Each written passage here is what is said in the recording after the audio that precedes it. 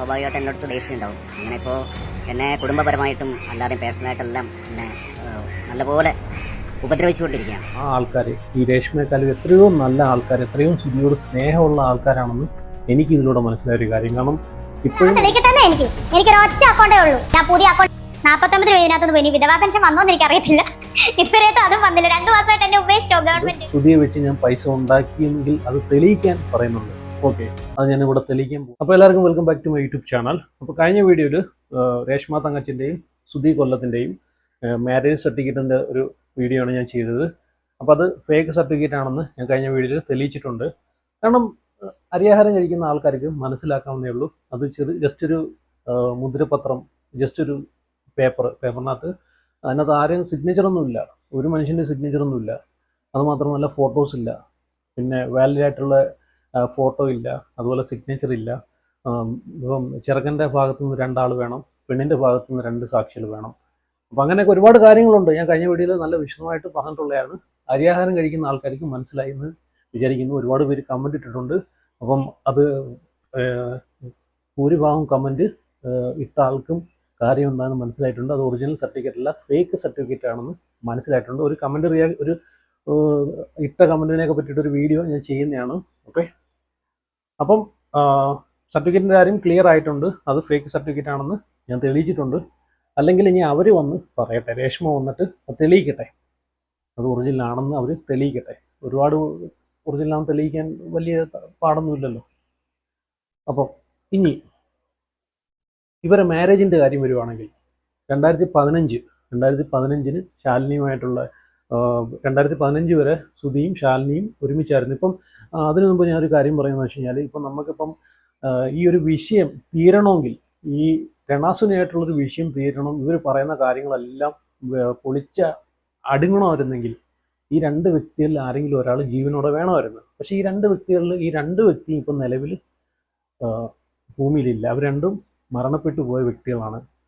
ശാലിനി എന്ന് പറഞ്ഞ വ്യക്തിയും ആത്മഹത്യ ചെയ്തു. സുധിയുടെ ആദ്യ ഭാര്യയായിരുന്നു. വേറൊരു കാര്യം ചിന്തിക്കേണ്ടത്, ഈ സുധിയുമായിട്ട് ബന്ധപ്പെട്ട് സുധിയുടെ വൈഫുമാരെ എടുത്തു നോക്കിക്കഴിഞ്ഞാൽ, ഭാര്യമാരെ എടുത്തു നോക്കിയാൽ എല്ലാവരും ഈ കലാപരമായിട്ടുള്ള മേഖലയിൽ ഈ നാടക സമിതിയുമായിട്ട് ബന്ധപ്പെട്ട് നിൽക്കുന്ന ആൾക്കാരായിരുന്നു കൂടുതലും. 3 പേരും. വേറെ ഉണ്ടോയെന്നൊന്നും അറിയത്തില്ല. കാരണം ഇത് ഇപ്പം ഈ രണാസുനെ മിക്കാറും ഇതിങ്ങനെ കൊണ്ടുപോയി മിക്കാറും ഇനിയും ഓരോന്നിങ്ങനെ ഇപ്പം തന്നെ 3 പേരായി. ഇനി എത്ര പേരുണ്ടെന്നൊന്നും അറിയത്തില്ല. ഇതിനു മുമ്പ് വേറെ ആരെങ്കിലും ഉണ്ടോ ഒന്നും അറിയത്തില്ല. എന്തായാലും ഇത് അന്ത്യമില്ലാത്തൊരു പോക്കാണ് പോകുന്നത്. അപ്പം നമ്മളിപ്പോൾ ഞാൻ പറഞ്ഞില്ല, ഇപ്പോൾ നമ്മൾ യൂട്യൂബ് തുറക്കുമ്പോൾ, എൻ്റെ യൂട്യൂബ് തുറക്കുമ്പോൾ ഇൻ്റർഫേസിനകത്ത് വന്ന് നടക്കുന്ന രണാസുനെയാണ്. എന്ത് ചെയ്യാൻ പറ്റും? അതുകൊണ്ട് മാത്രമാണ് ഈ ഒരു വിഷയം എടുത്തിട്ട് ഇങ്ങനെ വീണ്ടും വീഡിയോ ചെയ്തുകൊണ്ടിരിക്കുന്നത്. അപ്പോൾ 2015 ശാലിനിയും അതുപോലെ സുധിയുമായിട്ടുള്ള ബന്ധം അവിടെ തീരാനുള്ള ഒരു കാരണം എന്ന് വെച്ച് കഴിഞ്ഞാൽ, അവർ തന്നെ ശാലിനിക്ക് വേറൊരാളെ വേറൊരാളോട് ഇഷ്ടമുണ്ടായിരുന്നു, അയാളുമായിട്ട് പോയി. സുധിയും സുധിയുടെ ഫ്രണ്ട്സൊക്കെ ഒരുപാട് കൺവിൻസ് ചെയ്യാൻ നോക്കി. പക്ഷേ ഒരു രക്ഷയില്ല, അവർക്ക് താല്പര്യമില്ലെന്ന് പറഞ്ഞ് അവരവരെ പാട്ടിന് പോയി. സുധിയും ഓക്കെ അങ്ങനെയെങ്കിൽ പൊക്കോളാൻ പറഞ്ഞു. അത് കഴിഞ്ഞു ഈ സുധി അടുത്തൊരാളെ, വീണ എന്ന് പറയുന്നത് നമ്മൾ എല്ലാവരും കണ്ടാണല്ലോ, അവരുമായിട്ട് റിലേഷൻ ആവുന്നു, അവരെ കല്യാണം കഴിക്കുന്നു. അതും ലീഗലി തന്നെയാണ്. അത് അതിൻ്റെ പ്രൂഫും കാര്യങ്ങളെല്ലാം അവർ വെളിപ്പെടുത്തിയതാണ്. അത് കറക്റ്റായിട്ടുള്ള കാര്യമാണ് അവർ പറഞ്ഞിട്ടുള്ളത്. വീഡിയോസിന് മുമ്പിൽ സത്യസന്ധമായിട്ടാണ് അവരെ ഇൻ്റർവ്യൂസിനകത്തെല്ലാം അവർ പറഞ്ഞാണ്, നമ്മളെല്ലാവരും കണ്ടതാണ്. ഓക്കെ, അപ്പം ഇത് കഴിഞ്ഞ് മറ്റൊരു ആത്മഹത്യ ചെയ്ത് മരിക്കുന്നു, ശാലിനി എന്ന് പറയുന്ന ആൾ. പക്ഷെ അതിനകത്തും സുധിക്ക് ഒരു ചെറുക്കനുണ്ട്. അത് ഇതുവരെ ഒരു മനുഷ്യനും അറിഞ്ഞിട്ടില്ലെന്നാണ് വേറെ സത്യം. കാരണം ഇനി ആ ചെറുക്കനെയും കൂടെ ഇതിൻ്റെ മുമ്പിലോട്ട് കൊണ്ടുവരാതിരിക്കുന്നതായിരിക്കും നല്ലത്. കാരണം അവ എവിടെയെങ്കിലുമൊക്കെ ജീവിച്ച് പോട്ടെ, നല്ല സന്തോഷമായിട്ട് ഇപ്പം ആ ചെറുക്കൻ്റെ സമാധാനം പോയി കാണും. കാരണം ഈ രണാസുനെ കാരണം, ഈ രേഷ്മ പി തങ്കച്ചനുണ്ടല്ലോ, ഓരോ കാര്യങ്ങൾ ഇങ്ങനെ മീഡിയയുടെ മുമ്പിലും ജനങ്ങളുടെ മുമ്പിലും ഇട്ടുകൊടുത്ത് ഓരോന്ന് കൊണ്ടുവരുമായിരുന്നു. ഈ സുധി ഇപ്പം കുറേ കമൻറ്റുകൾ ഞാൻ കാണുന്നുണ്ട്. ഈ സുധി ഇങ്ങനെയുള്ളൊരു മനുഷ്യനായിരുന്നു, സുധി ഇത്രയ്ക്കും കോഴിയായിരുന്നു, ഫ്രോഡായിരുന്നു എന്നൊക്കെ പറഞ്ഞിട്ട്. അപ്പോൾ ഇതൊക്കെ പറയിപ്പിച്ചത് ആരാണ്? ഇതൊക്കെ ഒരു കലാകാരൻ എന്നുള്ള രീതിക്ക് നമുക്ക് എല്ലാവർക്കും ഇഷ്ടപ്പെട്ടൊരു വ്യക്തിയായിരുന്നു. പക്ഷേ ഈ വ്യക്തിയുടെ ഇപ്പം എല്ലാ ആൾക്കാർക്കും ഒരു 2 ഫേസ് കാണും, മനസ്സിലായി? ഒരു റിയൽ ഫേസും ഒരു ഫേക്ക് ആയിട്ടുള്ള ഫേസും. അപ്പോൾ റിയൽ ഫേസ് നമ്മൾ പബ്ലിക്കിൽ കാണിക്കും, മറ്റേത് നമ്മളൊരു ഹെയ്ഡായിട്ടുള്ളത്, അത് നമ്മളെ മറ്റുള്ളവർ അറിയാതെ നമ്മൾ ചെയ്യുന്ന ആക്ടിവിറ്റീസും കാര്യങ്ങൾക്കും വേണ്ടിയിട്ട് നമ്മൾ വെക്കുന്ന ഒരു ഫേസാണ്. പക്ഷെ അങ്ങനെ ഒരു ഫേസും കൂടെ ഇവർ സത്യം പറഞ്ഞാൽ ഇവർക്ക് ഈ രേഷ്മ എന്ന് പറയുന്ന ആൾക്ക് സുധിയോട് ഇച്ചിരിയെങ്കിലും സ്നേഹം ഉണ്ടായിരുന്നെങ്കിൽ അടങ്ങി ഒടുങ്ങി അവിടെ എവിടെയെങ്കിലും ഇരിക്കത്തേ ഉള്ളായിരുന്നു. ഒരു യൂട്യൂബ് ചാനൽ തുടങ്ങി ആ സമയത്തൊക്കെ അവർക്ക് നല്ല സപ്പോർട്ടായിരുന്നു. സുധിയുടെ ഉള്ളൊരു സ്നേഹം വെച്ചിട്ട് ഒരുപാട് സപ്പോർട്ട് ഇവർക്ക് ജനങ്ങൾക്ക് കൊടുത്തതാണ്. അപ്പോൾ ഒരു യൂട്യൂബ് ചാനൽ തുടങ്ങിയിട്ട് അവരേതായിട്ടുള്ള കാര്യങ്ങളൊക്കെ ഇട്ട് കുക്കിംഗ് വീഡിയോ വ്ളോഗ്സോ ഇട്ട് ഇവർക്ക് നല്ല രീതിയിൽ വരുമാനം ഉണ്ടാക്കി മുമ്പോട്ട് പോകുമായിരുന്നു. പക്ഷേ ഇവർ എന്താ ചെയ്തത്? ഈ ഒരു കലാകാരനെ കൂടെ എടുത്ത് സമൂഹത്തിലിട്ട് കുത്തിപ്പറിച്ച് തിന്നാനിട്ടാൻ കൊടുത്തു. അതൊട്ട് അവസാനിക്കുന്നുമില്ല. സത്യം പറഞ്ഞാൽ ഇതുപോലൊരു വിഷയം ഒരു കലാകാരന്മാർ പോലും ഇപ്പം ഈ നാടക സമിതിയിൽ നിൽക്കുന്ന ആയിക്കോട്ടെ, അല്ലെങ്കിൽ മിമിക്രിയിൽ നിൽക്കുന്ന ആയിക്കോട്ടെ, സിനിമയിൽ നിൽക്കുന്നതായിട്ട് ഒരു കലാകാരൻ പോലും മരിച്ചിട്ട് ഇത്രയും ഒരു ഇതുമായിട്ട് പ്രശ്നമായിട്ട് മുമ്പോട്ട് പോയി കാണത്തില്ല. ഇപ്പോഴും മരിച്ചു കഴിഞ്ഞിട്ടും ആ ഒരു വ്യക്തിക്ക് സമാധാനമായിട്ട് അവിടെ നിന്ന് കടക്കാൻ പോലുള്ള ഇതില്ലാത്ത അവസ്ഥയാണ് ഈ ഒരു രേഷ്മാരണം ഇപ്പോൾ നടന്നുകൊണ്ടിരിക്കുന്നത്. ഓക്കെ, അതൊക്കെ പോട്ടെ, ബാക്ക് ടു സ്റ്റോറിയിലോട്ട് വരാം. ഓക്കെ, 2015 ശാലിനിയും അവരെ പാട് നോക്കി വേറൊരാളോടെ പോകുന്നു. അത് കഴിഞ്ഞ് വീണ വരുന്നു.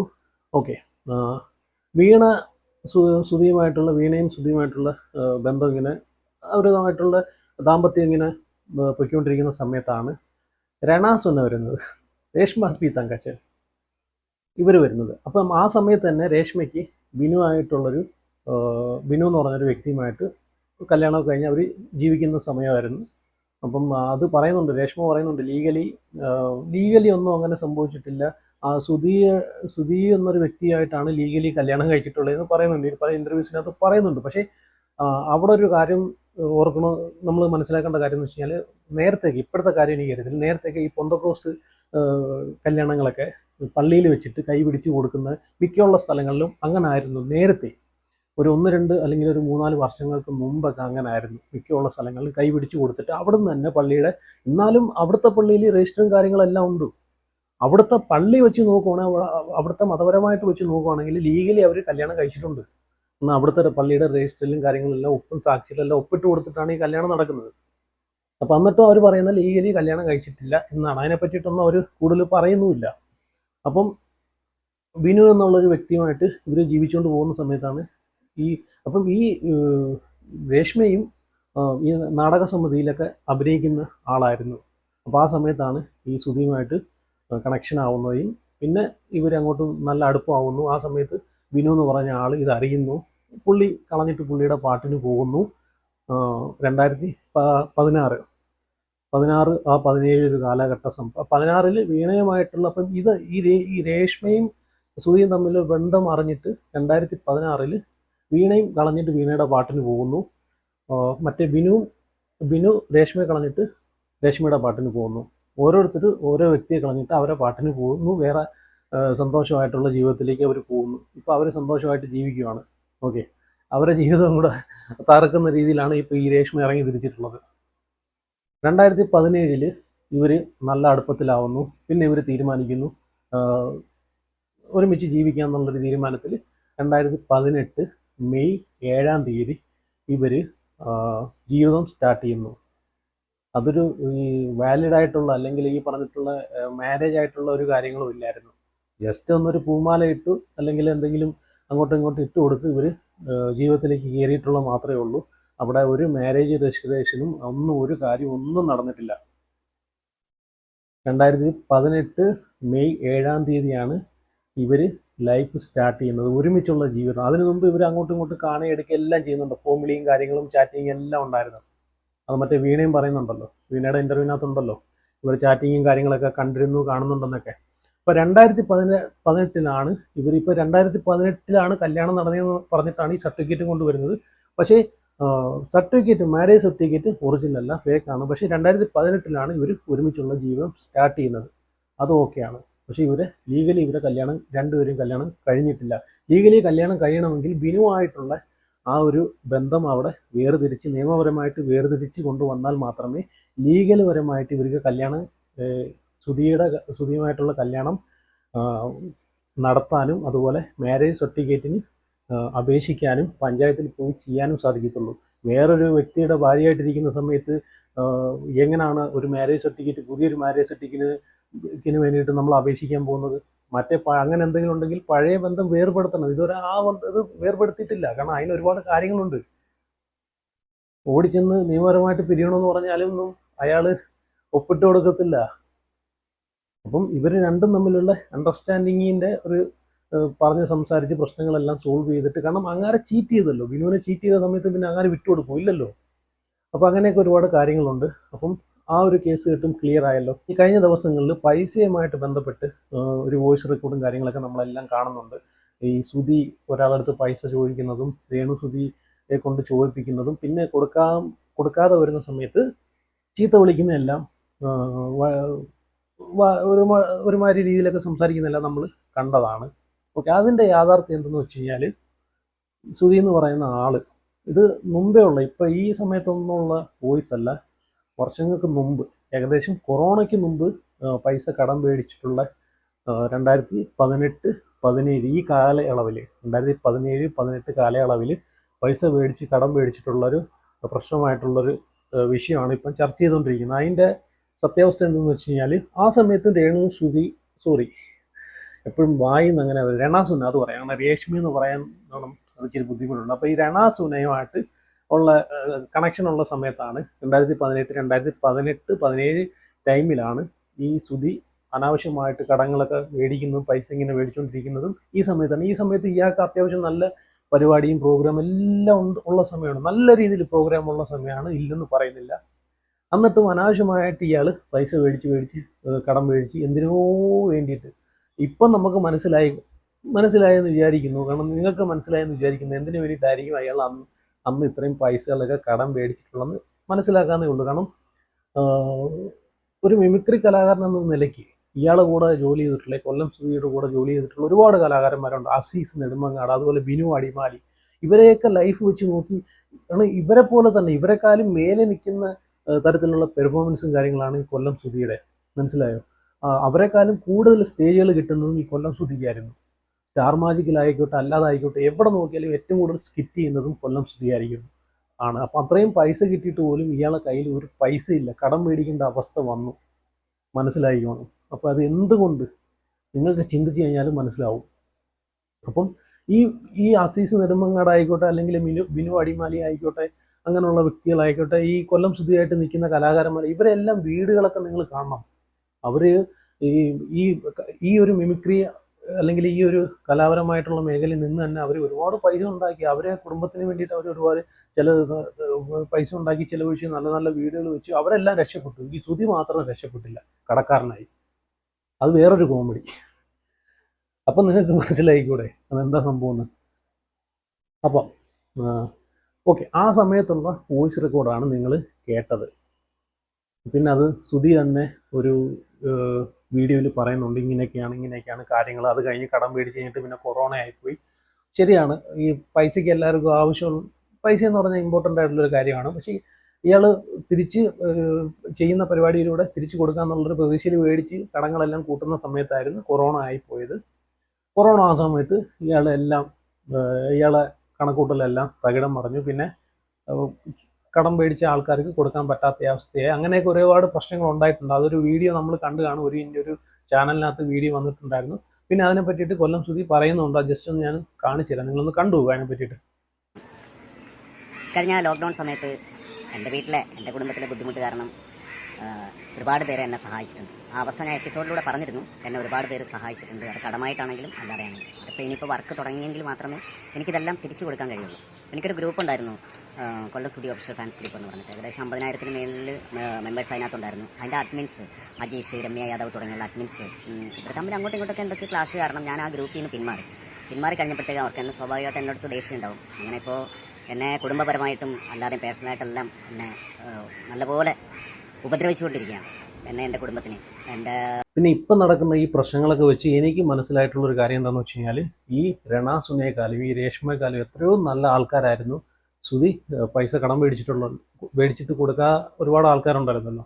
ആ ആൾക്കാർ ഈ രേഷ്മയെക്കാളും എത്രയോ നല്ല ആൾക്കാർ, എത്രയോ സുധിയോട് സ്നേഹമുള്ള ആൾക്കാരാണെന്ന് എനിക്ക് ഇതിലൂടെ മനസ്സിലായൊരു കാര്യം. കാരണം ഇപ്പോഴും ഒരുപാട് പേർക്ക് ചിലപ്പം ഈ സുധി പൈസ കൊടുക്കാൻ കാണും, അതൊന്നും കൊടുത്ത് കാണത്തില്ല. എന്നിട്ട് പോലും ഒരു ടി വിയുടെ ഒരു ചാനലിൻ്റെ മുമ്പിൽ വന്നിട്ട് ഒരു ഇൻ്റർവ്യൂവിലും ഒരു പബ്ലിക്കിലും ഒരാൾ വന്നിട്ട് പോലും പൈസ കിട്ടാനുണ്ട് അല്ലെങ്കിൽ സുധിയെ പറ്റിയിട്ട് ഒരു നെഗറ്റീവ് പോലും പറഞ്ഞിട്ടില്ല. അപ്പം ഈ രേഷ്മയെക്കാളും എത്രയോ സ്നേഹമുള്ള ആയിരുന്നു എന്ന് ഇതിലൂടെ നമുക്ക് മനസ്സിലാക്കാം. അവർ ആരാന്ന് പോലും നമുക്കറിയത്തില്ല, പൈസ കൊടുത്തിട്ടുള്ള ഒരു ആരാന്ന് പോലും അറിയത്തില്ല. പക്ഷേ ഈ സുധിയെ സമൂഹത്തിൻ്റെ മുമ്പിൽ, പബ്ലിക്കിൻ്റെ മുമ്പിൽ കൊണ്ടുവന്നിട്ടില്ല, കീറി മുറിച്ചില്ല, കോഴിയെ അറുത്ത് കൊല്ല്, നമ്മളില്ല കോഴിയെ അറുക്കുമല്ലോ അതുപോലെ അറുത്തിട്ടുണ്ടല്ലോ. ആ ചോരയെല്ലാം കൂടെ ഇങ്ങനെ പിച്ച് ചീന്തി കളിക്കുന്ന പരിപാടി ഉണ്ടല്ലോ. ഇവർ വേറെ ഒരു മനുഷ്യനും ചെയ്തിട്ടില്ല. ഇവരാണ് ഈ പ്രശ്നങ്ങളൊക്കെ ഇങ്ങനെ ആക്കിയിട്ടുള്ളത്. സുധിയുടെ ക്യാരക്ടർ, റിയൽ ലൈഫിലെ ക്യാരക്ടറൊക്കെ എങ്ങനെയാണെന്ന് പോലും വലിച്ചുകൊണ്ട് സമൂഹത്തിലിട്ട് കാണിച്ചത് ഈ ഒരു വ്യക്തിയായിരുന്നു, ഈ രേണാസുനെയാണ്. ഇനി ഇവരൊരു ഇൻ്റർവ്യൂവിൽ വന്ന് പറയുന്നുണ്ട്, സുധിയെ വെച്ച് ഞാൻ പൈസ ഉണ്ടാക്കിയെങ്കിൽ അത് തെളിയിക്കാൻ പറയുന്നുണ്ട്. ഓക്കെ, അത് ഞാനിവിടെ തെളിയിക്കാൻ പോവാണ്. അതിനു മുമ്പ് അവർ രേഷ്മ പറയുന്ന ഒരു കാര്യം, ആ കാര്യം കൂടെ ഒന്ന് കേട്ടിട്ട് ഞാൻ തെളിയിക്കാം. അവനാണ് എനിക്ക് അക്കൗണ്ട് എടുത്ത് തരുന്നത്, 10-15 അക്കൗണ്ട്. ഈ പറഞ്ഞവൻ ആരാണ്, അവൻ തെളിയിക്കട്ടെ. എനിക്കൊരു ഒറ്റ അക്കൗണ്ടേ ഉള്ളൂ. ഞാൻ പുതിയ അക്കൗണ്ട് 49 രൂപ ഇതിനകത്തൊന്നും പോയി. വിധവാ പെൻഷൻ വന്നോന്ന് എനിക്കറിയത്തില്ല, ഇതുവരെയായിട്ടും അതും വന്നില്ല. 2 മാസമായിട്ട് എന്നെ ഉപേക്ഷിച്ചോ ഗവൺമെന്റ്. വിധവാ പെൻഷൻ എങ്കിലും തരണേ, ഞാൻ വേറെ കെട്ടിയിട്ടില്ല കേട്ടോ. ഇനി അവരോർത്തോ ഇനി ഞാൻ വേറെ കെട്ടിയെന്ന് ഓർത്തിനി തരാത്താണോന്നും അറിയത്തില്ല. ബാലൻസ് 950. ഇത് എത്രയാ? 951 എന്നതാ വായിക്കുന്നത്. 951 രൂപ എന്നാണോ വായിക്കുന്നത്? 8 പൈസയോ? ഇങ്ങനെയാണോ? ഐശ്വര്യ പറയൂ, ഇതാണ് എന്റെ സമ്പാദ്യം. എനിക്ക് ഇനി ഇതുകൊണ്ട് തന്നെ ഇനി കൊച്ചുങ്ങളുടെ കാര്യമൊക്കെ നോക്കണം. ഇനി കിച്ചു വിളിക്കുമ്പോൾ തന്നെ അവൻ ഇതിനകത്ത് അയച്ചു കൊടുക്കണം. ഒരുപാട് കാര്യങ്ങളുള്ള പൈസ ചെയ്ത് ഇതിനാണ് ഞാൻ സ്വിച്ച് വിറ്റ് കോടികളുണ്ടെങ്കിൽ എവിടെയാണ്? അക്കൗണ്ട് കാണിച്ചിട്ട് പറയുന്നുണ്ട്, ഈ അക്കൗണ്ടിൽ ഇത്ര രൂപയുള്ളൂ, 1000 രൂപയെ താഴെയുള്ളൂ, സുധിയെ വിറ്റ് പൈസ ഉണ്ടാക്കിയെന്ന് പറയുന്നവന്മാർ കാണിക്കിടാന്ന് പറയുന്നുണ്ട്. എങ്കിൽ ഞാനത് കാണിച്ചു തരാം, ആ തെളിവ് ഞാൻ കാണിച്ചു തരാം, ഞാനത് കാണിച്ചു തരാം. അതല്ലെങ്കിൽ നിങ്ങളത് തെളിയിക്കണം. മനസ്സിലായോ? ഇവരിപ്പം കാണിച്ച അക്കൗണ്ട് ഉണ്ടല്ലോ, ഇത് രേഷ്മ പിത്തങ്കച്ചൻ എന്നുള്ളൊരു അക്കൗണ്ടാണ്. സൂക്ഷിച്ച് നോക്കിയാൽ നിങ്ങൾക്ക് മനസ്സിലാവും. രേഷ്മ എന്ന് പറയുന്ന അവരുടെ അക്കൗണ്ടാണ്. മനസ്സിലായോ? കൊല്ലം സുധിയുടെ ഒരു അക്കൗണ്ട്, പേഴ്സണൽ അക്കൗണ്ട് ഉണ്ട്. ആ കൊല്ലം സുധിയുടെ അക്കൗണ്ടിലോട്ടാണ് ഈ പൈസകളെല്ലാം വന്നുകൊണ്ടിരിക്കുന്നതും. സ്റ്റാർ മാജിക്കിൻ്റെ ടീംസുകളായിക്കോട്ടെ, കൊല്ലം സുധിയുമായിട്ട് ബന്ധപ്പെട്ട് നിൽക്കുന്ന കലാകാരന്മാർ, സുഹൃത്തുക്കൾ, അവിടുന്ന് ഇവിടുന്നെല്ലാം ഈ അക്കൗണ്ടിലോട്ടാണ് പൈസ വന്നുകൊണ്ടിരുന്നതും ആ അക്കൗണ്ടിൽ നിന്നാണ് ഇവർ പൈസ ഉപയോഗിച്ചുകൊണ്ടിരുന്നതും എന്ന് നമുക്ക് മനസ്സിലായിട്ടുള്ളൊരു കാര്യമാണ്. മാത്രമല്ല അത് താജ് പത്തനംതിട്ട പുള്ളി ഒരു ഇൻ്റർവ്യൂവിൽ അത് കാണിക്കുന്നുണ്ട്, പറയുന്നുണ്ട്. അത് ജസ്റ്റ് ഒന്ന് ഞാൻ ഇവിടെ കാണിച്ചു തരാം. അത് ഞാൻ ഓൾറെഡി ഒരു വീഡിയോയിൽ കാണിച്ചതാണ്. ഒന്നുകൂടെ ഞാൻ ഒന്ന് കാണിച്ചു തരാം, നിങ്ങളൊന്ന് കണ്ടു നോക്കിയേ. സുധിയുടെ അക്കൗണ്ടിൽ വരുന്ന പൈസകൾ അവിടെ കാണിക്കുന്നുണ്ട്. പൈസ ഇട്ട് കൊടുത്തത് സുധിയുടെ അക്കൗണ്ടിൽ തന്നെ. സുധി മരിച്ചു കഴിഞ്ഞും സുധിയുടെ അക്കൗണ്ടിലേക്ക് പൈസ പോയതിന്റെ തെളിവ് നോക്കിയാണ്ടോ? കണ്ടോ? നോക്കിയേ, മരിച്ചു കഴിഞ്ഞ അക്കൗണ്ട് മേപ്പോട്ട് സ്ക്രോൾ ചെയ്താൽ മതി. കണ്ടല്ലോ? അപ്പോൾ ആദ്യം രേഷ്മ കാണിച്ചത് രേഷ്മയുടെ അക്കൗണ്ടാണ്. സുധിയുടെ അക്കൗണ്ട് രേഷ്മയുടെ കയ്യിലുണ്ട്. അപ്പം ഇനി രേഷ്മ എന്താ ചെയ്യേണ്ടതെന്ന് അറിയോ?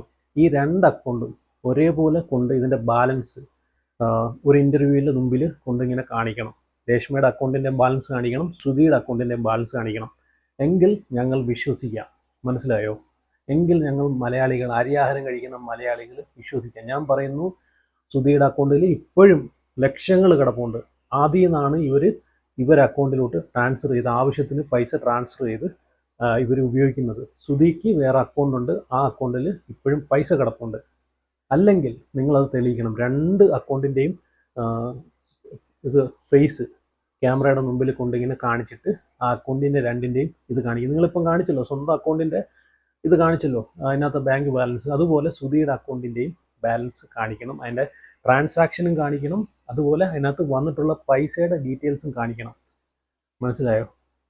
എങ്കിൽ ഞങ്ങൾ വിശ്വസിക്കാം. എങ്കിൽ ഞാൻ പറയുന്നത് കള്ളമാണെന്ന് ജനങ്ങൾ കരുതിക്കോട്ടെ. അല്ലെങ്കിൽ നിങ്ങളത് തെളിയിക്കണം. ഓക്കെ, അപ്പോൾ എന്തായാലും വീഡിയോ ഇത്രയേ ഉള്ളൂ. അപ്പം ഇതിനെ പറ്റിയിട്ട് നിങ്ങളെ അഭിപ്രായം നിങ്ങൾ കമൻറ്റ് ചെയ്യുക. അതുപോലെ വീഡിയോ ഉറപ്പായിട്ടും ലൈക്ക് ചെയ്യുക, അതുപോലെ ഷെയർ ചെയ്ത് കൊടുത്തു. അപ്പം ചാനലും കൂടെ ഒന്ന് സബ്സ്ക്രൈബ് ചെയ്യുക. അപ്പം see you guys.